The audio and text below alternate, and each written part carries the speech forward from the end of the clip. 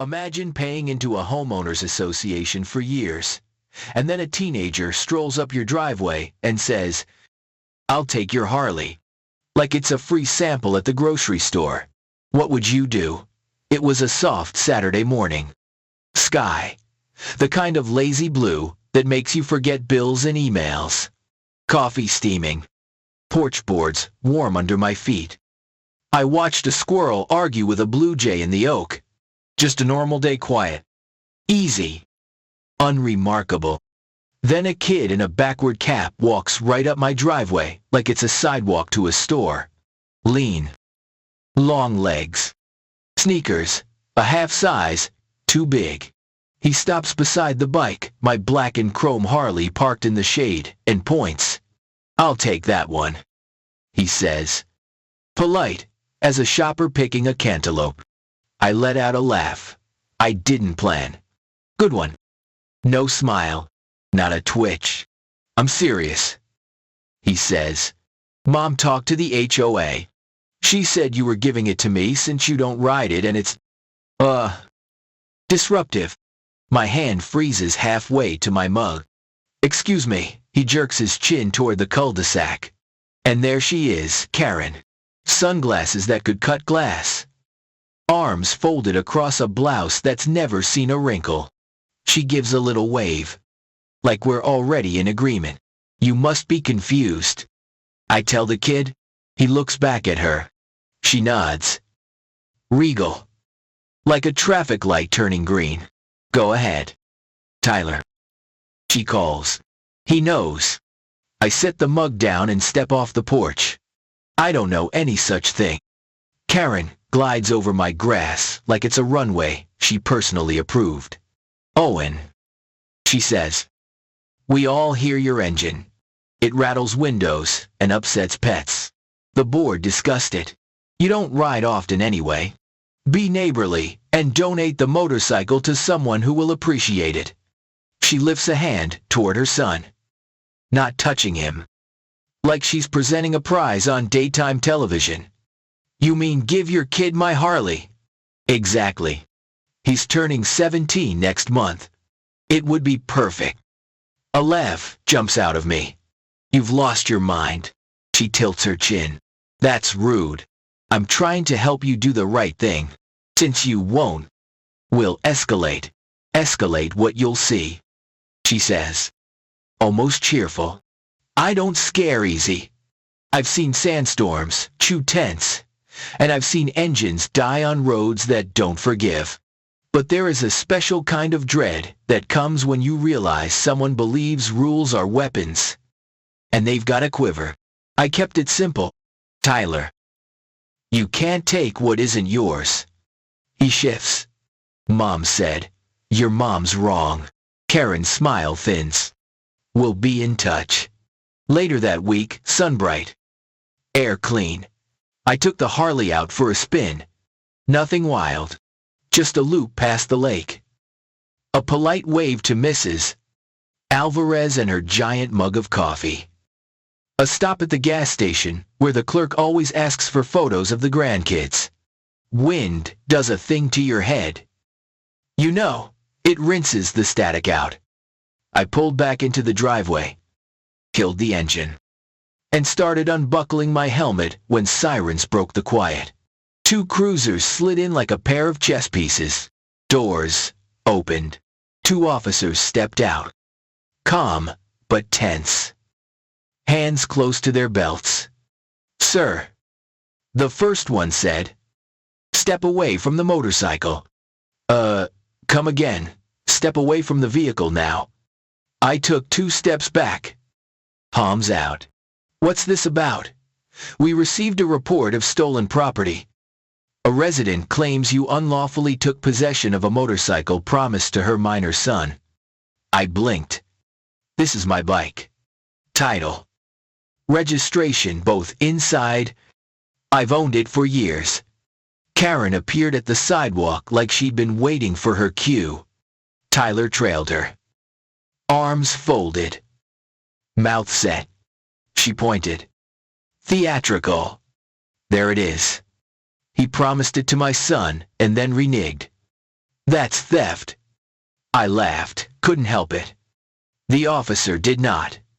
Do you have proof of ownership inside? I said. Entry table, top drawer, manila folder with a red tab.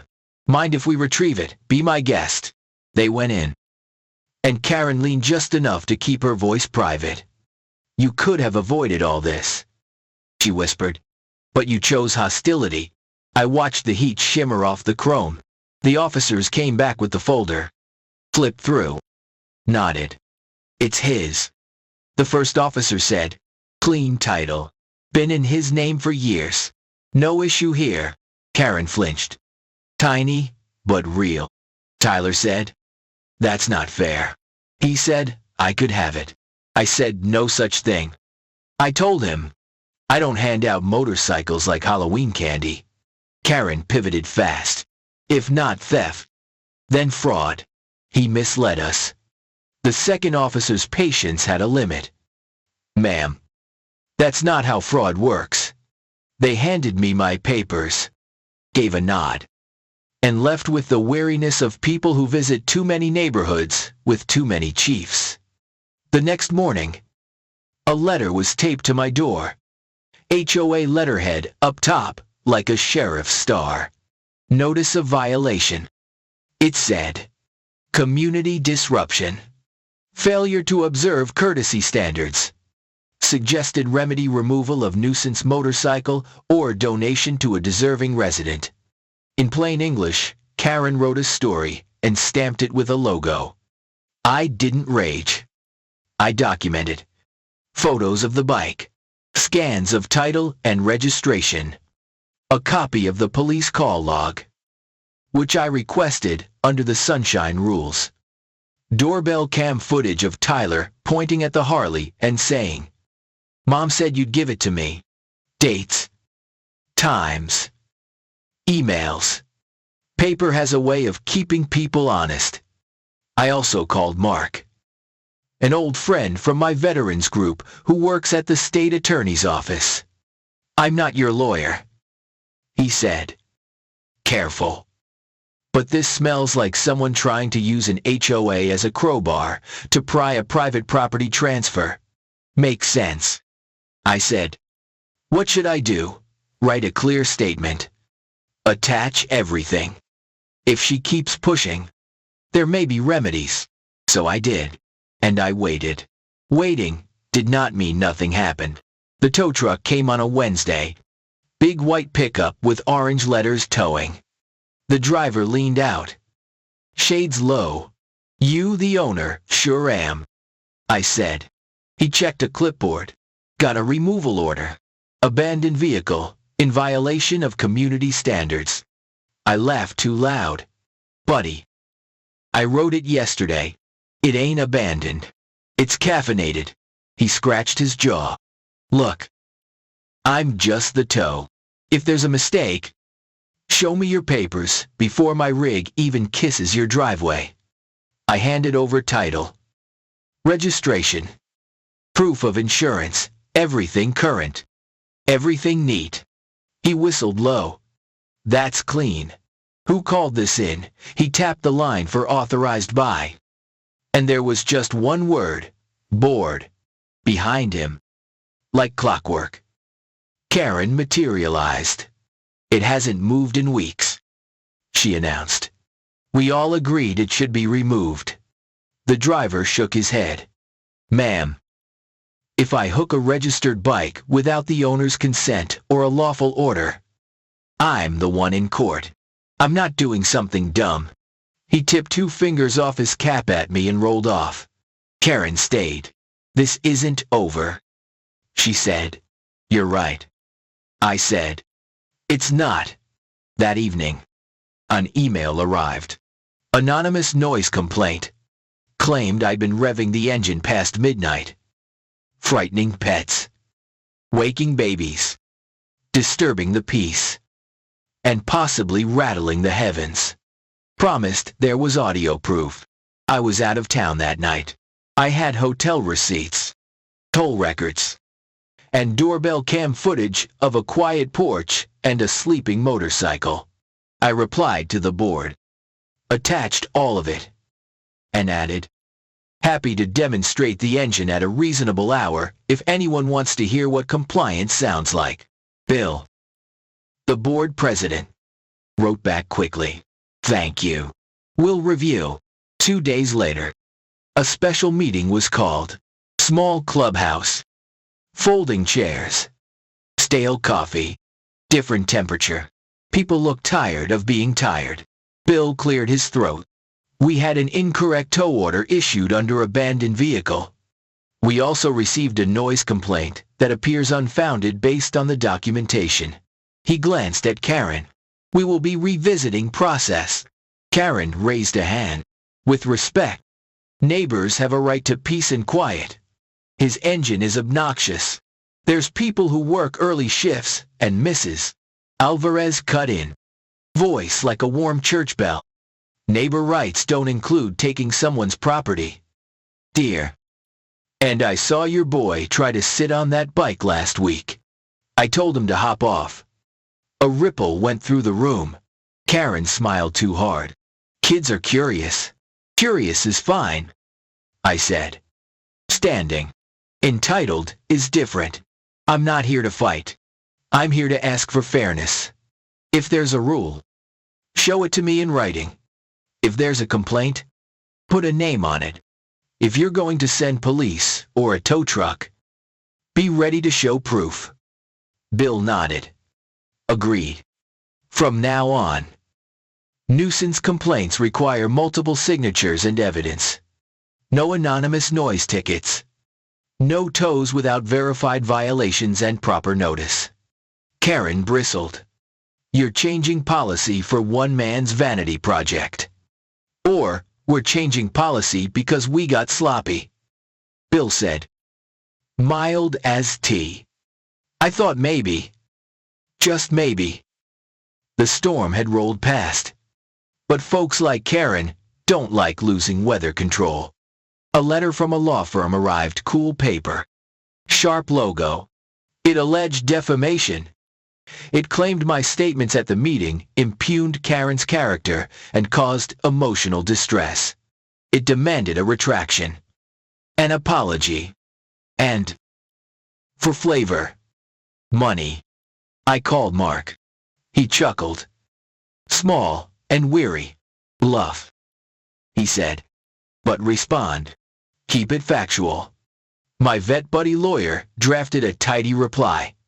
My statements were opinions based on documented events presented to a community body.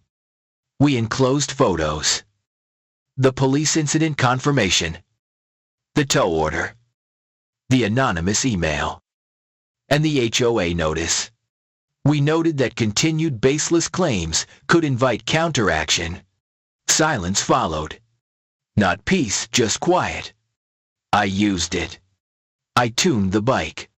I replaced a gasket I'd been meaning to replace for months. I cleaned the chrome until the oak leaves admired themselves.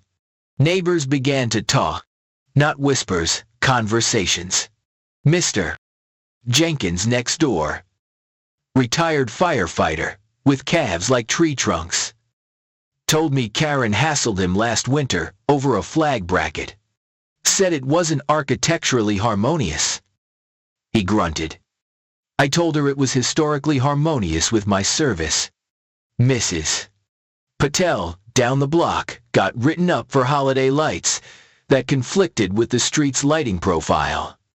A landscaper had been barred from the gate for being 5 minutes past some unwritten cutoff. A single mom got a nasty gram for a stroller left on the porch while she wrangled twins inside. People were quiet because letters are loud, but quiet can turn into a plan. By mid-month, a group asked me to run for the board in a special election to fill a vacated seat. I am not a board guy. I like wrenches. I like pancakes. I like roads that tell you what they need and a throttle that listens. But sometimes, the only way to stop dumb rules is to write better ones. All right, I said.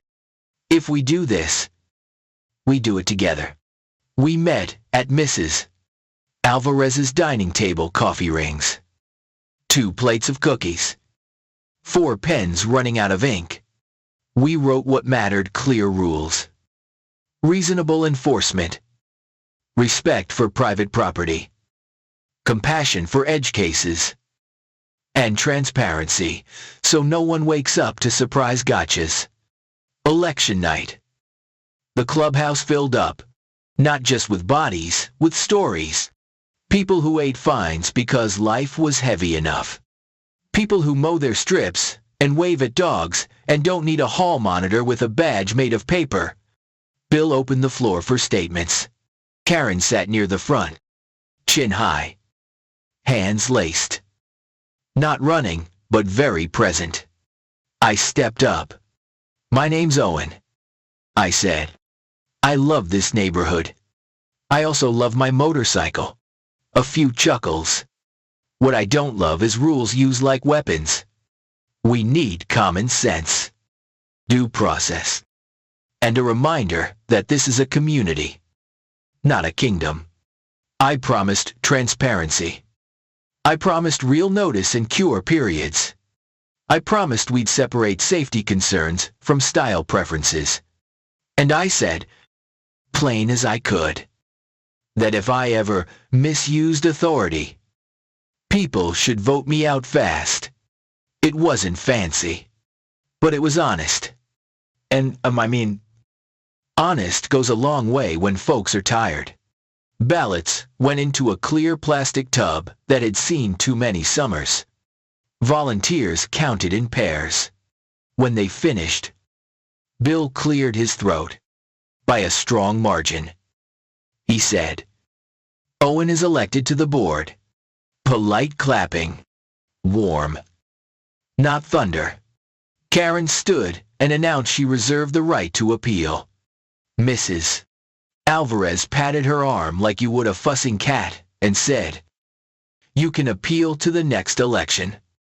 Dear. Serving on the board wasn't glamorous. It was practical. We pulled the bylaws apart line by line.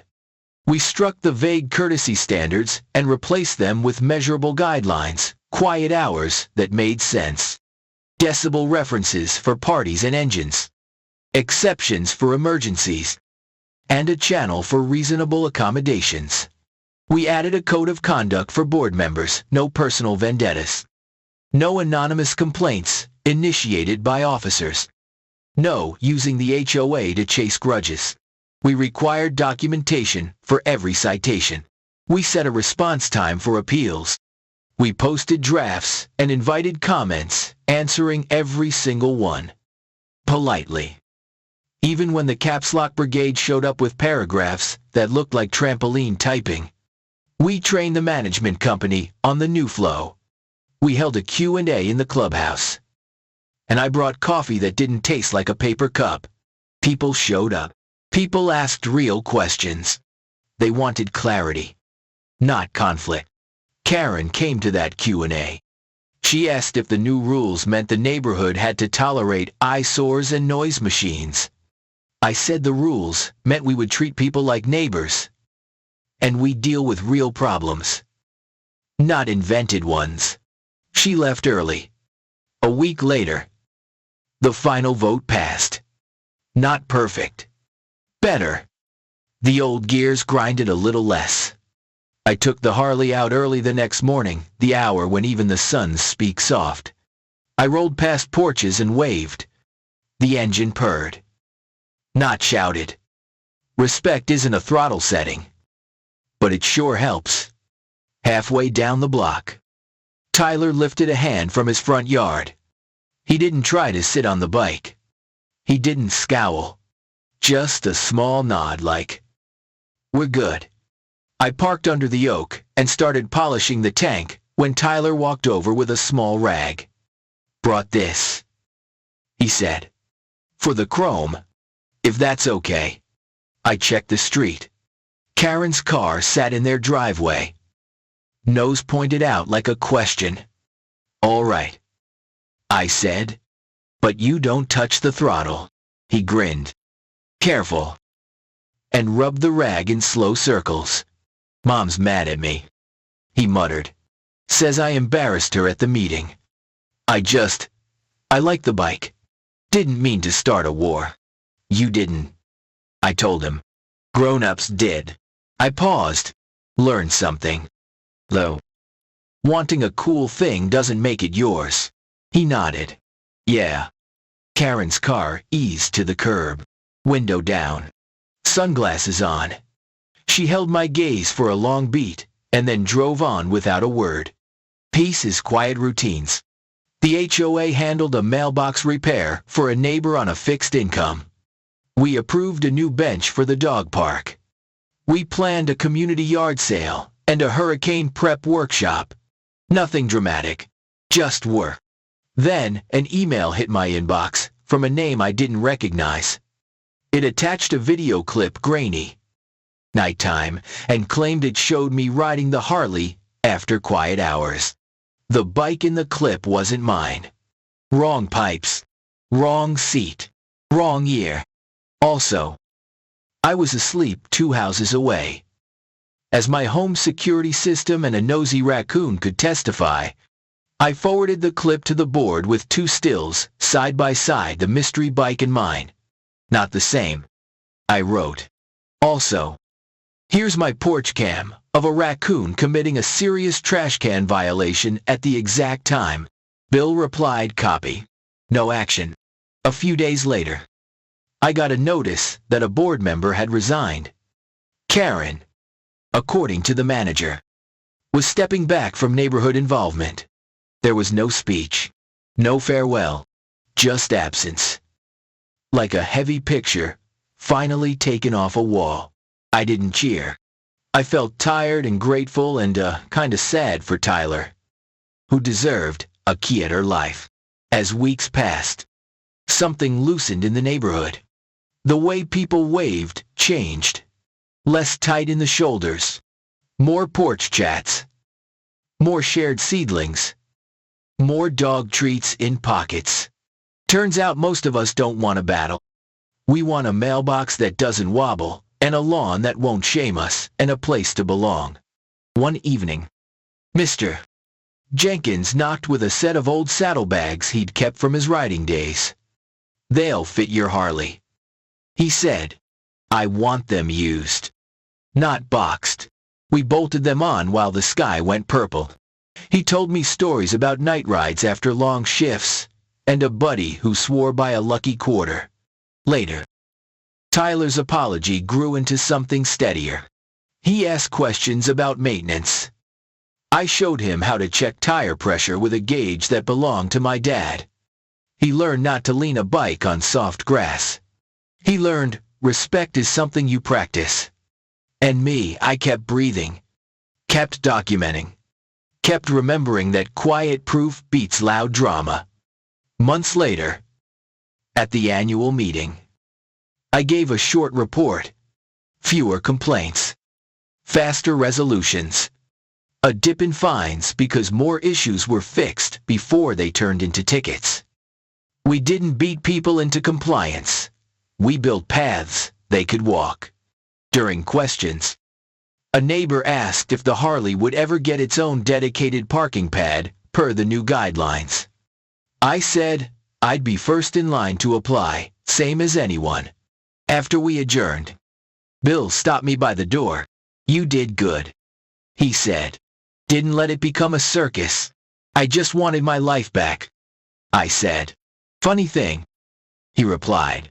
Seems like you gave a lot of people theirs back, too. The next morning, I rolled out just after sunrise. The engine hummed low. The road warm as toast. The air sweet with cut grass. Mrs.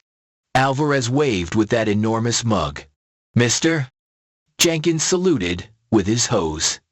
Tyler looked up from a stack of textbooks on his porch and gave me the little chin-up nod that says, "We're all right." At the end of the block, I paused and listened to the engine settle. If machines could smile, mine was doing it. Look, I know not every HOA fight ends clean. Some get mean. Some get letters that use 15 words where 5 would do. But here's what I learned when rules get used to bully. The best tools are calm-proof, good neighbors, and a spine. So what would you do if your HOA tried to tell you your bike, your flag, your porch wasn't really yours to decide? Would you fight it quiet or go full blast? Anyone else had a HOA pull something like this on you?